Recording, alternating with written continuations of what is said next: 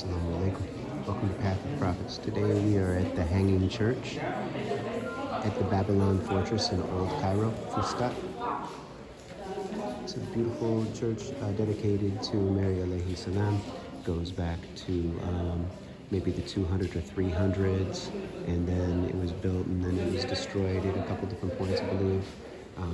The facade out front is from the 19th century. This is from much earlier. There's beautiful woodwork, all kinds of beautiful stonework as well. The iconography is impressive in its detail and symbolism. This is a Coptic church, so it's the ancient Egyptian, or I should say the Egyptian style of Christianity. I believe they call it Miaphysite. The Eastern Orthodox, they have a conception, they have differences in Christology.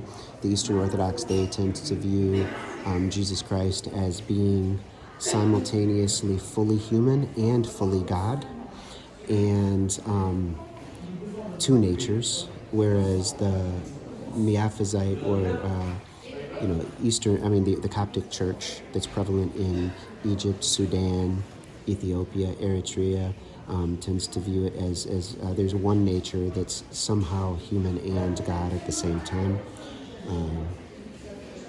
So this is a Coptic church, and in this area, there's St. George's is a Greek Orthodox or Eastern Orthodox church and monastery. We also have the Coptic Museum. We have there's a synagogue that used to be a Coptic church before that, I believe, and then of course the first masjid that was built in all of Africa is right around the corner from here. I believe it's closed right now, and they're doing a lot of construction here. It's very challenging to do any videos. They people come out of nowhere to shut you down for shooting a video and do it in a disrespectful way.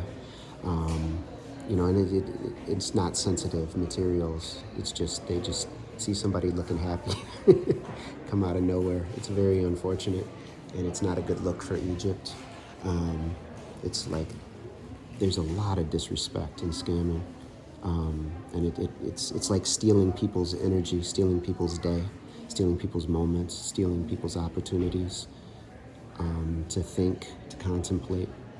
It's like I've traveled all over the world, and I've never been interrupted as much as here. I thought India was bad, like in the city areas, but here it's significantly more challenging to deal with the interruptions and getting kicked out of places and constantly being told that places are off limits, but they don't have signs up. It's interesting. So I'm just kind of venting a little bit, but this is an experience that I've been having since I've been in Egypt, and it's quite challenging. This is a beautiful, amazing country, and there's so much to experience and learn and see, and met some good people, but it's a very challenging place for a foreigner, and for I think for a lot of foreign Muslims. They meet a lot of challenges here as well. So, but thankfully there are a number of very serious pluses that make it easier to deal with. Some people might appreciate being on a tour group because that removes a number of obstacles. However, you have very little time to get anything done, and to see things and to contemplate, and you're on their pace. But as a solo traveler, you're going to be, having a number of challenges, be cut off, and kicked out of places and not allowed to film. You might have a full itinerary planned of videos and things that you want to do, and at the end of the day, you've got very little to show for it.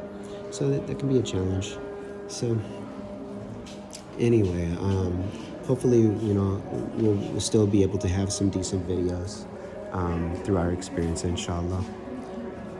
But anyway, just appreciate this entryway. This is such a lovely entry, and there's so many beautiful things right in this area.